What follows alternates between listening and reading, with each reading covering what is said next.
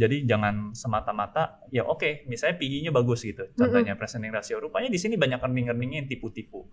Yang gak ada cash-nya yang earnings lu dapat dari bukan main income lu, malah dari investasi gitu kan ya. Dari investasi ya. Halo Stockbitor, kali kita di acara Stockbitalk, seri podcast di mana kita akan berbincang dan mengulik pengalaman investasi dan beberapa toko di pasar modal. Kebetulan saya udah ada salah satu tamu yang sudah berinvestasi sejak tahun 2014 ya. Iya. Kenalin Ko Sumadi. Halo. Jadi Ko Sumadi ini kok thank you banget atas waktunya ya, udah bisa kita collab bareng. Sebelumnya pengen cita-cita dan ngobrol sebelum jadi investor, apa sih kesibukannya dan apa yang sekarang Pak Ko Sumadi lakukan? Jadi kalau sekarang saya punya community namanya Ting ya. Jadi mungkin sebelum jadi jadi investor, mungkin cerita dikit ya. Saya mungkin di investing benar-benar taunya itu pas kuliah. Nah, kurang lebih saya angkatan 2011. Nah, jadi waktu itu ada skripsi tuh. Nah, saya udah selesai skripsinya, tinggal nunggu sidang. Nah, dari situ mulai tahu teman ajakin investing gitu segala. Terus kasih tahu juga sebenarnya di situ udah saya istilahnya ikut Stockbit tuh. Wow, pertama kali lah banget. Jadi ya beberapa cari info-info di Stockbit dan at the end terus buka account di situ. Jadi memang buka account ini di 2014, tapi ya benar-benar baru chip money sih di 2015. Oke, jadi 14 itu belajar dulu, baru 2015 ya, itu sebenarnya baru. Pas kuliah tuh udah ikut kayak itulah Seimbi Stock Challenge gitu segala dulu.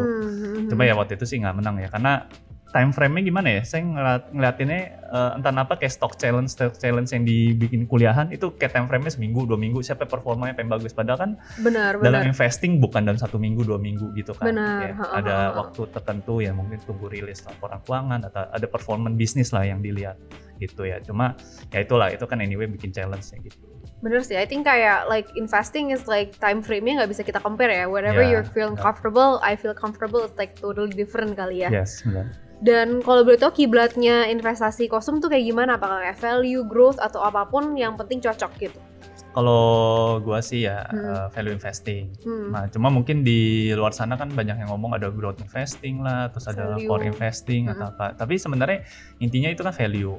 Kita ngeliatin dari bisnis ini, karena kita lihat bisnis kan cuma bukan lihat aset aja, bukan lihat income aja. Tapi kan kalau income-nya segini-segini aja kan kemakan inflasi. Jadi sebenarnya ada faktor growth yang dinilai juga dalam value. Cuma orang pisah-pisahin itu mungkin cuma ambil sepotong-sepotong ya, padahal tetap rootnya itu ke value.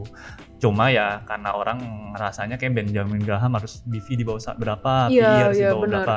Itu kan di masanya, jadi aku ceritain dikit ya. Jadi itu tahun 1920 kan. Ya 20-an lah, di situ kan Amerika pun juga belum sestabil sekarang, jauh banget lah di situ kan masih zamannya perang.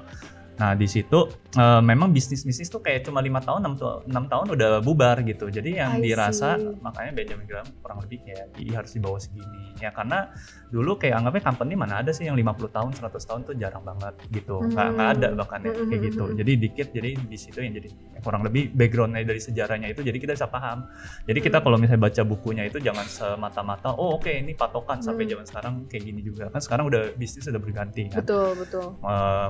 Valuasi bisnis di Indonesia sama valuasi bisnis di Amerika kan bisa beda. Kayak misalnya kita ngelihat nih, misalnya contoh ya. Unilever Indonesia sama Unilever di US kan beda. Size-nya. Size-nya beda banget. Competition-nya juga beda banget nggak sih? Iya, competition-nya beda. Di sini Indonesia ya scale-nya cuma Indonesia doang gitu. Sedangkan kalau mereka udah problemnya gimana gue antar kontinen gitu kan. Buat penetrasinya gitu kan. Sedangkan kalau kita di Indonesia ya oke. Jadi value-nya Unilever Indonesia sama Unilever-nya di US itu bisa beda. Nah itu yang kualitatif yang nggak bisa dinilai pakai cuma rasio-rasio finansial yang kayak gitu sih. Bener sih, bener. Harus lihat historical juga kayak gimana gitu juga nggak sih? Ya, dan kedepannya gimana sih ini dari perusahaannya mau bawanya kemana? Dia ada rencana ekspansi nggak? Kalau nggak ada rencana ekspansi, apakah value-nya masih segini yang kita ekspektasikan? Dan dari government regulations-nya bagaimana juga? Benar, itu juga ngaruh juga. Benar. Maksudnya di sini misalnya contoh misalnya kayak di Indonesia rokok. Gitu ya. Iya, tadi aku juga langsung kepikiran rokok. Iya. Kalau di Indonesia kan mungkin sekarang cukai dinaikin. Benar. Kan? Tapi beda banget sama dengan kayak di US ya kan. Yang dia tuh udah dipunish habis-habisan. Kayak dibunuh. Kalau di Indonesia kan masih istilahnya tanda petik yang orang-orang terkaya di Indonesia kan bisnisnya rokok ya. Betul. Gitu. Jadi bisa beda gitu. Jadi nggak semata-mata lihat bisnis tuh, oh kalau A ini langsung compare di luar negeri kan beda, market size-nya, competition, ya. Benar. Conviction-nya jadi beda. Bener sih, benar. And I think kayak we should try kayak coba-coba juga ya. Maksudnya pertama kalian cocok sama PE, tapi kalian juga harus coba dengan cara lain gitu, cari yang paling cocok yang mana gitu kali ya. Mungkin pas awal-awal saya sih awal di investing ya, mungkin bener-bener kayak mungkin karena latar belakang saya accounting ya, jadi kayak pasti selalu kalau baca analisa laporan keuangan tuh langsung buka pasti kayak financial statement. Padahal itu sebenarnya hasil dari bisnis model yang bagus sama manajemen yang bagus ya, performance saya pasti bagus gitu. Betul. Kan. Ya malahan yang kita lihat di financial statement ini apakah ada kejanggalan di situ loh. Iya, gimana how do you distinguish kayak sometimes ada accounting ninja Nah itu kayak gitu tuh gimana itu? Makanya di situ aku nyadarin sebenarnya kita harus lebih ngerti bisnis modelnya gitu. Oke. Misalnya contoh ya, misalnya contoh bisnis bank gitu kan. Bisnis bank kan berarti kan ada deposit dari customer, habis itu kita tembakin loan ke perusahaan-perusahaan. Kalau misalnya ada bank investasinya ngelebihin dari loannya, berarti ini banknya nggak performs dong, karena dia main aman gitu, cuma taruh misalnya dia taruh di bonds atau apa, misalnya harusnya dia bisa deliver 80%, 90% LDR, tapi dia lebih istilahnya cuma 60% doang. Nah kayak gitu kan artinya banknya nggak perform. Nah cuma gimana lu taunya gitu kan, lu harus tahu bisnis modelnya kan, mana ini sih make sense apa enggak. Misalnya contoh lagi ya, misalnya ada perusahaan misalnya kayak contoh perusahaan misalnya ayam gitu, jualan ayam.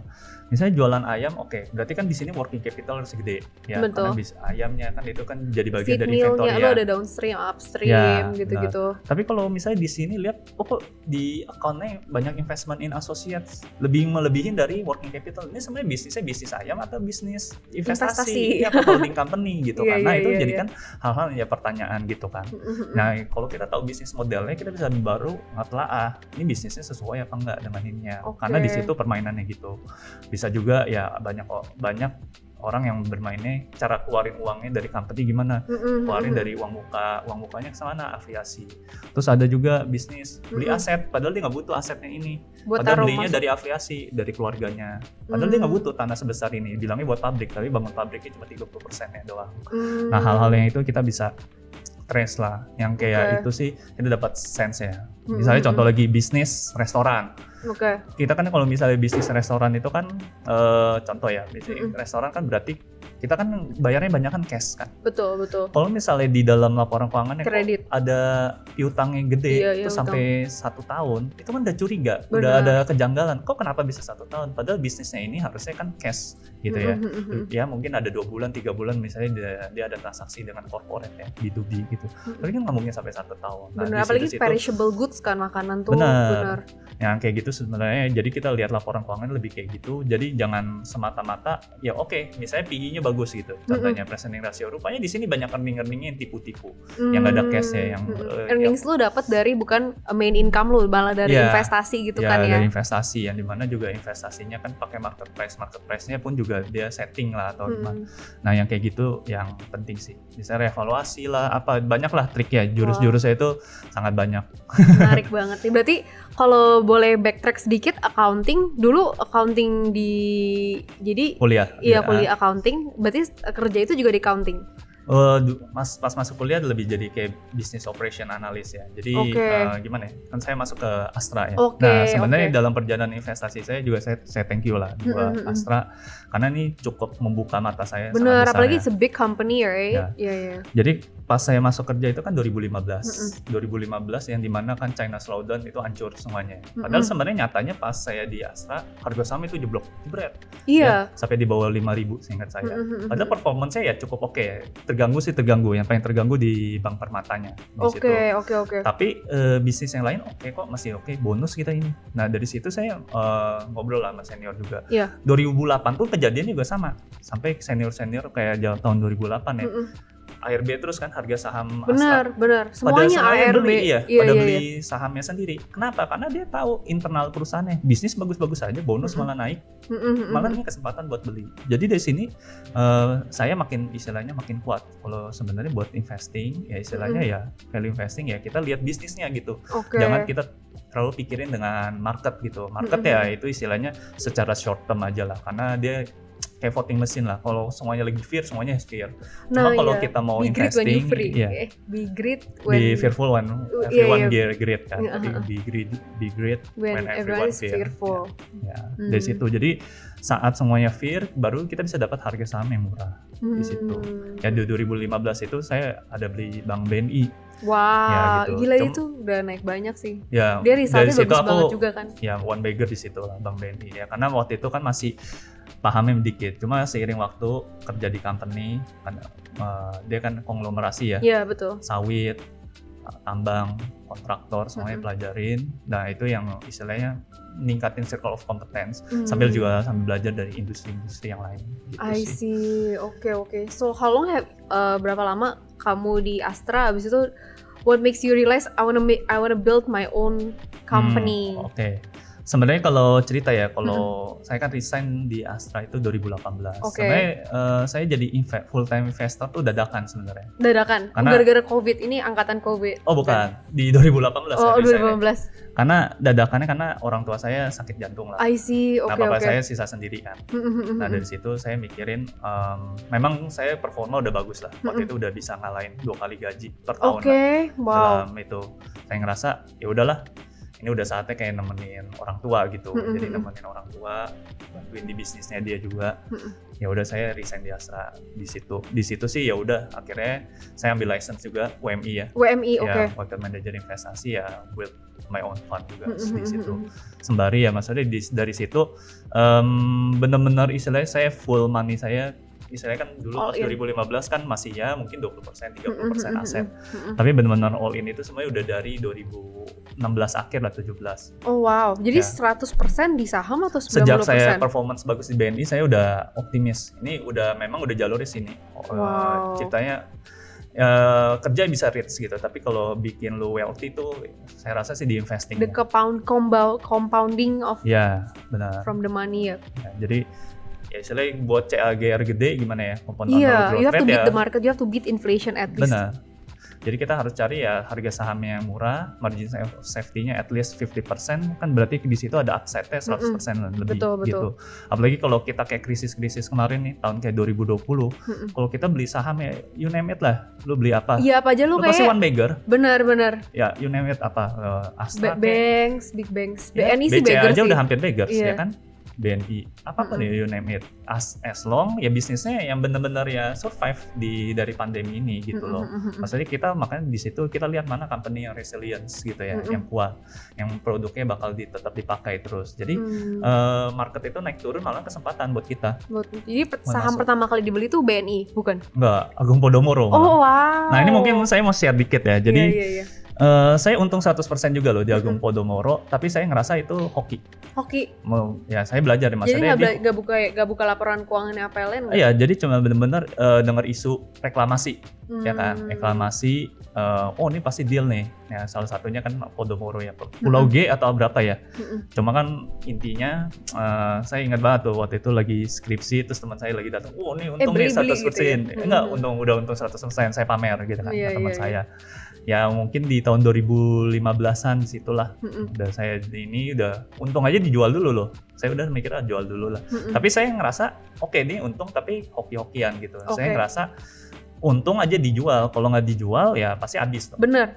Unrealized, it's still unrealized until you sell it gitu kan. Terus pas udah masuk kayak di Astra yang tadi saya cerita, ya maksudnya ini mas semuanya tanda petik ya, kalau kita dengar news atau apa itu sebenarnya bukan fundamental gitu. Betul. Itu semuanya cuma ya tanda petik pemeriah lah, pemeriahnya doang. Padahal sebenarnya di balik saham itu ada bisnis yang run di situ, ada manajemennya, ada yang ada operationnya yang ngerjain itu, ada investor relationnya, ada semuanya yang gerakin gearnya itu gitu loh. Soal dia dijudge jelek atau bagus itu kan soal market. Betul. Yang penting kita tahu nih ini orangnya bagus apa enggak, terus bisa jalanin bisnisnya bagus apa enggak, itu yang kita beli. Jadi kalau track back adalah baca laporan keuangannya, abis itu understanding the company, sama ownernya juga harus diperhatiin. Oh iya, sama ownernya harus diperhatiin juga. Ya, karena owner malah paling penting juga ya. Karena karakter owner itu sangat terlihat ya. Kayak grupnya misalnya grupnya Triputra itu sangat suka pakai leverage. Ya, jadi itu emang karena gini ya, mungkin Astra itu influence juga dari kan Pak Teddy Rahmat kan dulu juga 20 tahun jadi presiden di Astra. Jadi beberapa waktu itu Pak Teddy Rahmat ada datang juga sebagai founding father United Tractor. Ya berarti dari situ-situ kita bisa baca. Dari kita ikut kayak nonton di YouTube aja, kita misalnya lihat nih, ada yang isi seminar apa dari owner-ownernya, kita bisa ngerti, oh karakternya dia tuh gimana. Misalnya Pak Arman Hartono dia kan ya owner-owner yang sering inilah.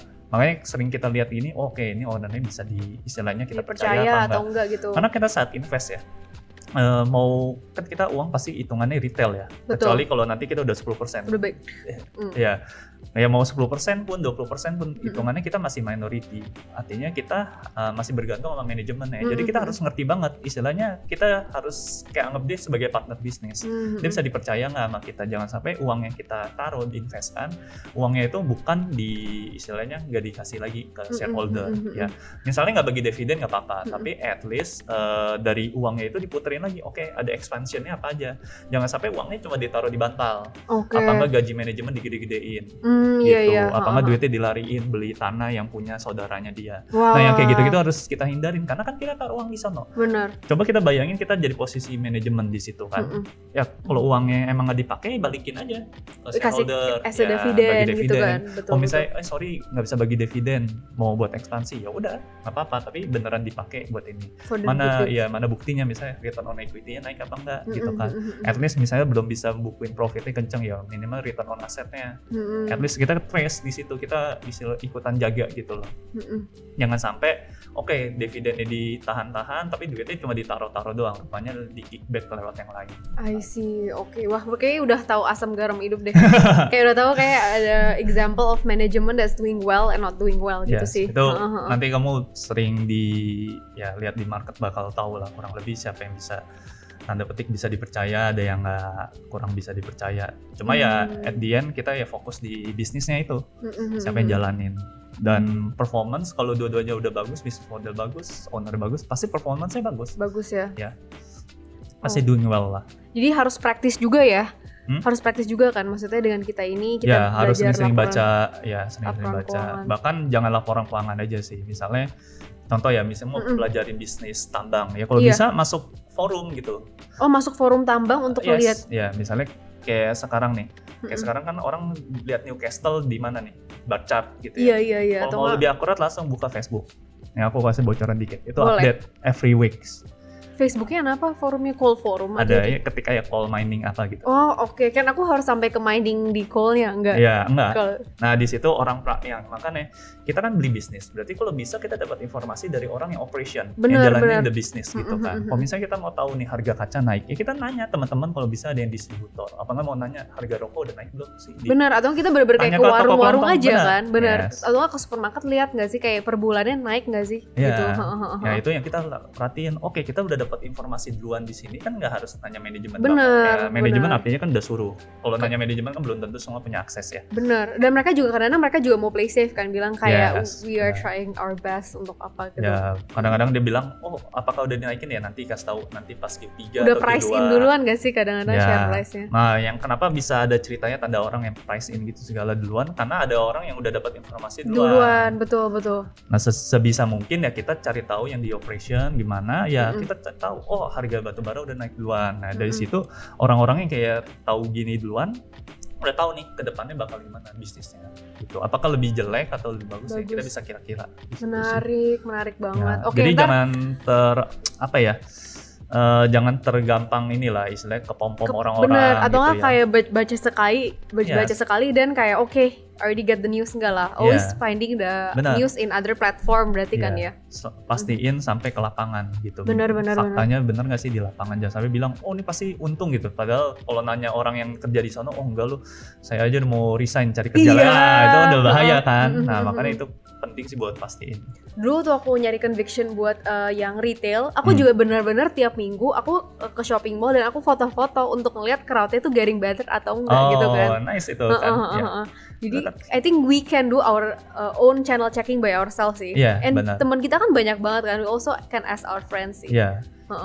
Makanya itu praktek yang istilahnya langsung kita lihat ke misalnya contoh ya, misalnya kayak harga Indomie naik gitu karena inflasi ya, kan kita cross check dulu. Oh ya, oke benar naiknya berapa persen gitu kan. Apakah sesuai dengan di berita? Kadang-kadang berita suka emphasize gitu kan, suka dilebih-lebihkan. Berita iya kadang-kadang kayak mereka kan beri title-nya biar kita ngebaca newsnya kan, cuman nggak kayak begitu juga kadang. Kita ya sebagai as investor kita harus cross check lagi. Bener sih, setuju banget. Nah,